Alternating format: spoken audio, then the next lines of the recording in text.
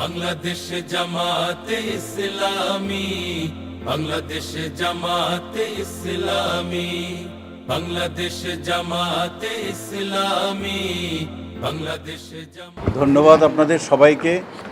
আজ এক গণতান্ত্রিক আন্দোলনের মুহূর্তে, বিজয়ের মুহূর্তে ঢাকেশ্বরী মন্দিরে আমরা একজন বিশিষ্ট রাজনীতিককে পেয়েছি। এ দেশ আমাদের সবার। আমাদের সামনে একটা কথা মাঝে মাঝে আছে, সংখ্যালঘু সম্প্রদায়। আমরা আপনাদেরকে সাক্ষী রেখে বলছি, এটা আমরা মানি না। আমাদের বক্তব্য হচ্ছে, বাংলাদেশে যারাই জন্মগ্রহণ করে সকলেই তারা এই দেশের গর্বিত মর্যাদাবান নাগরিক।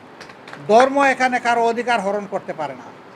ধর্মে কে কোনটা গ্রহণ করবে বা অনুসরণ করবে, এটা তার নিজস্ব ব্যাপার। আমার ধর্ম আমি আরেকজনের উপরে চাপায় দেওয়ার কোনো অধিকার রাখি না। ঠিক অনুরূপভাবে অন্য কেউ আমার উপরে তার ধর্ম চাপানোর অধিকার রাখে না। সুতরাং এখানে সংখ্যাগুরু আর সংখ্যালঘুর কোনো বিষয় নেই। আমরা সকলে বাংলাদেশি। এটা আমার যে অধিকার থাকবে, আরেকটি নাগরিক তিনি যে ধর্মেরই হন না কেন, তিনি যে দলেরই হন না কেন, সমান নাগরিক অধিকার তিনিও ভোগ করবেন।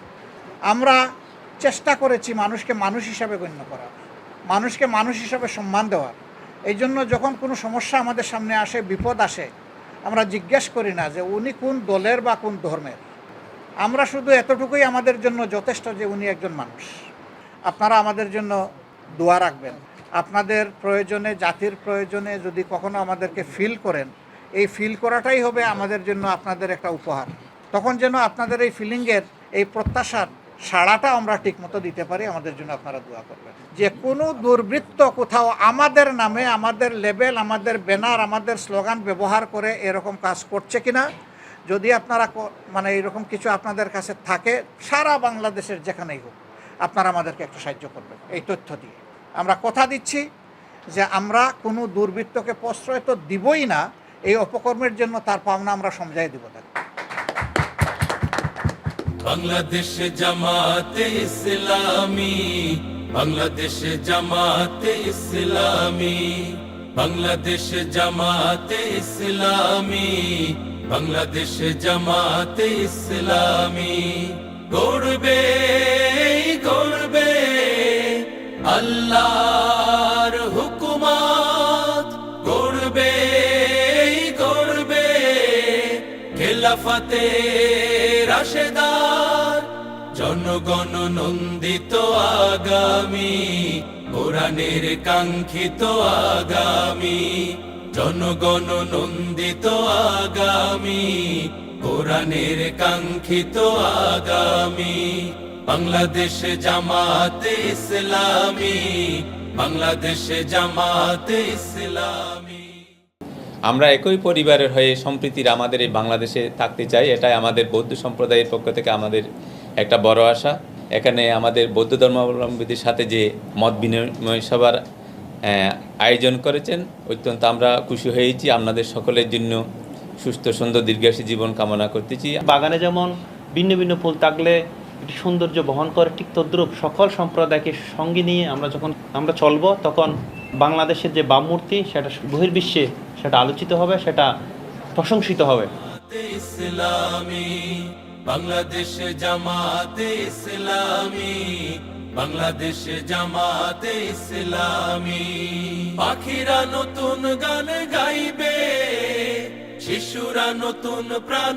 বাংলাদেশ জামাতে ইসলামী পঞ্চাগড় জেলা শাখার সম্মানিত আমির ইকবাল হুসাইন উনি বলেছেন যে গত 25 তারিখ দুপুর 2:30টার সময় মর্মান্তিক যে ঘটনা ঘটেছে এই করতোয়া নদীতে, এটা আমরা সাথে সাথেই সামাজিক মিডিয়ার মাধ্যমে দেখতে পাই, চ্যানেলে দেখতে পাই এবং অনলাইন পত্রিকায় দেখতে পাই।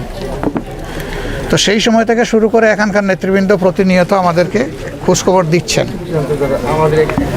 আমরা শোনার সাথে সাথেই দুঃখ প্রকাশ করেছি, আমরা সুখবাণী দিয়েছি, আপনাদের জন্য আশীর্বাদ করেছি। আর মূলত আমরা এসেছি মানুষ হিসাবে মানুষের পাশে। এটা আমাদের দেখার বিষয় না যে কে আমরা কোন দল করি, কে কোন ধর্মের অনুসারী, এটা বড় ব্যাপার না। বড় ব্যাপার হচ্ছে বিপদে মানুষের পাশে দাঁড়ানো মানুষের দায়িত্ব। ইসলাম একটা সার্বজনীন পরিপূর্ণ জীবন বিধান, যে জীবন বিধান একটা আমব্রেলার মতো, ছাতার মতো, যেখানে সব দল এবং মত বিকশিত হওয়ার সুযোগ আছে। নিজ নিজ ধর্ম চর্চা করার সুযোগ আছে, প্রত্যেকটি ধর্মের নিরাপত্তার ব্যবস্থা আছে, প্রত্যেকটি ধর্ম উপাসনালয়গুলোর নিরাপত্তার ব্যবস্থা আছে, ধর্ম অনুশীলন এবং চর্চা করার সুযোগ তাদের আছে।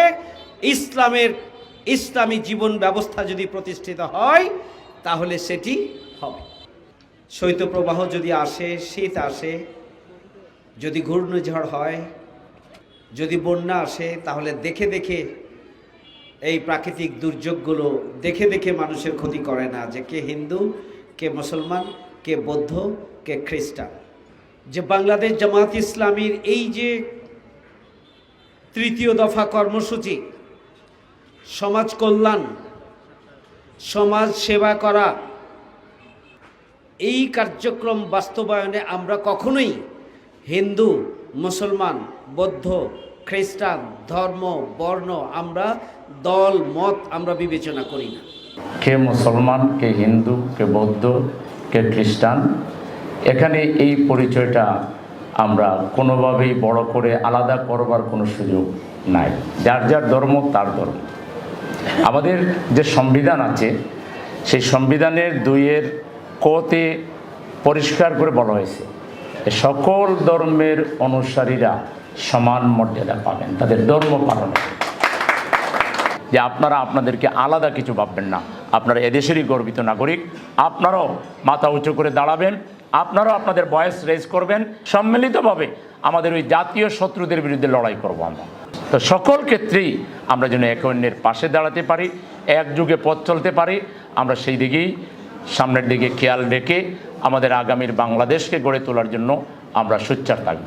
বাংলাদেশ জামাতে ইসলামী, বাংলাদেশ জামাতে ইসলামী, বাংলাদেশ জামাতে ইসলামী, বাংলাদেশ জামাতে ইসলামী গড়বে গড়বে আল্লাহর হুকুমত, গড়বে গড়বে খেলাফতে রাশেদার, জনগণ নন্দিত আগামী, কোরআনের কাঙ্ক্ষিত আগামী, জনগণ নন্দিত আগামী, কোরআনের কাঙ্ক্ষিত আগামী।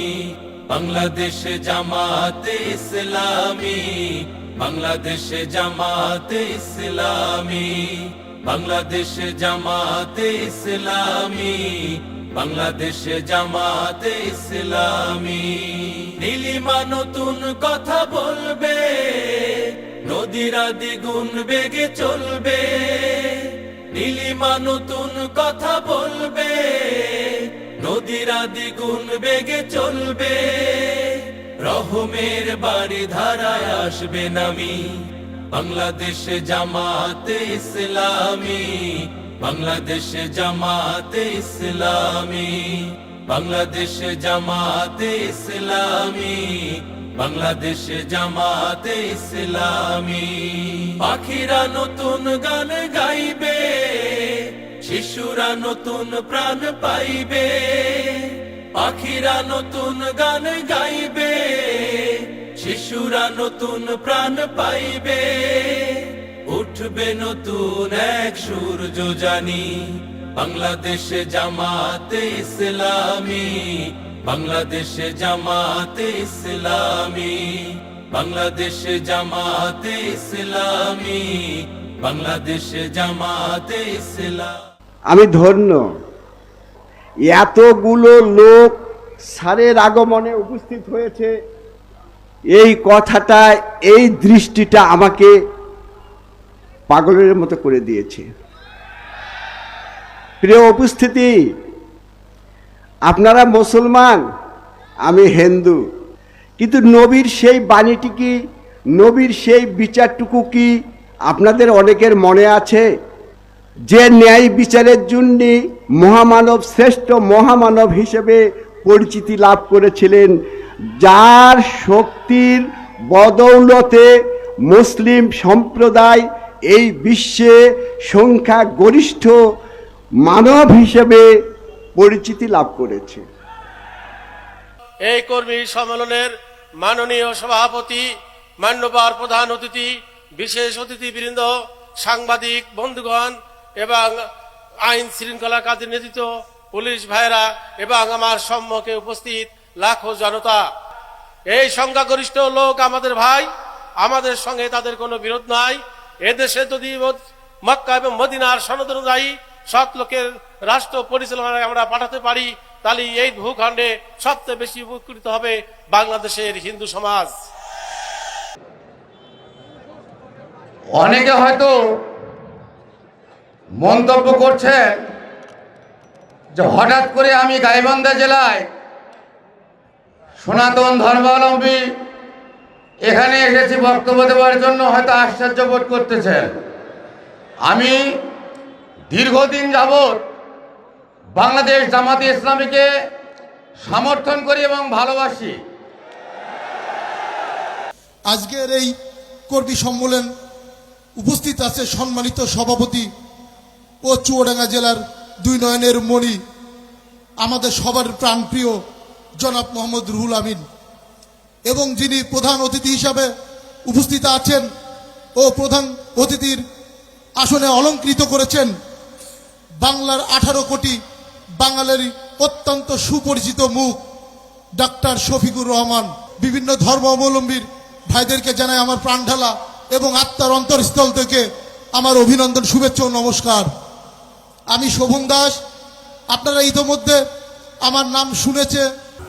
বর্তমান সরকারকে সর্বপ্রথম আমি সাধুবাদ জানাই, নিরপেক্ষ একজন আমাকে তাসিক হিসাবে নির্বাচিত করেছেন।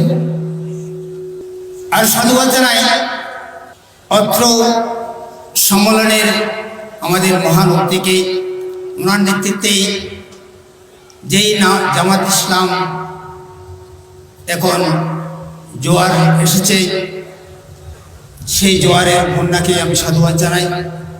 এই জনসভা জলঢাকা উপজেলার প্রত্যেকটি মানুষের জন্য আজকে একটি স্মরণীয় দিন, কারণ আজকের এই জনসভায় এখানে আমাদের মাঝে উপস্থিত হচ্ছেন বাংলাদেশ জামাতে ইসলামের সম্মানিত আমির ডাক্তার শফিকুর রহমান।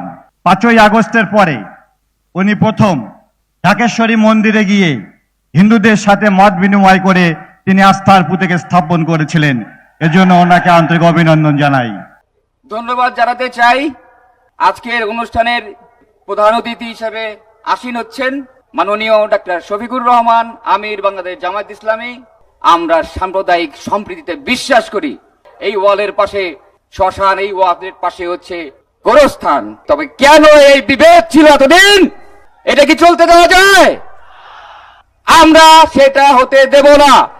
বাংলাদেশ আমাদের দেশ, বাংলাদেশ আমাদের মাটি, বাংলাদেশ হিন্দু সম্প্রদায়ের মাটি, বৌদ্ধ সম্প্রদায়ের মাটি, খ্রিস্টান সম্প্রদায়ের মাটি এবং সর্বোপরি সেটা বাংলাদেশের সকল মুসলিম সম্প্রদায়ের মাটি।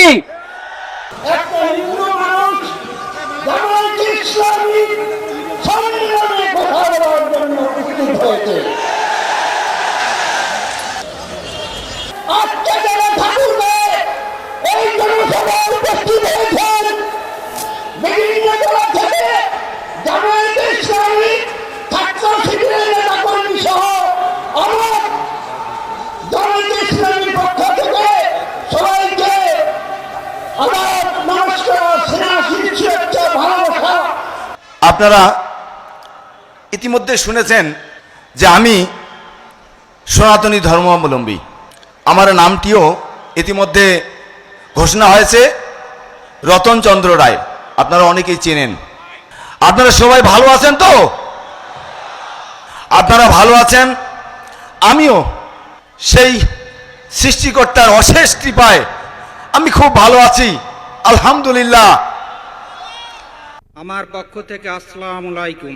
বিগত 5ই আগস্টের পর থেকে আমাদের গ্রামে একটা কোনো বিচ্ছিন্ন ঘটনা ঘটেনি। আমাদের গ্রামে একাধিকবার আমার শিক্ষাগুরু শ্রদ্ধেয় মঞ্চে উপবিষ্ট আব্দুল মান্নান স্যারের নেতৃত্বে একাধিকবার গিয়েছেন, আমাদের খোঁজ খবর নিয়েছেন, আর কোনো ব্যক্তি কোনো খোঁজ খবর নেয়নি, কোনো খবর নেয়নি। আমি মনে করি কোনো প্রশাসন পারবে না নিরাপত্তা দিতে, কোনো সরকার পারবে না নিরাপত্তা দিতে, মুসলমান ভাইরা এবং প্রতিবেশীরাই নিরাপত্তা দিতে পারবে।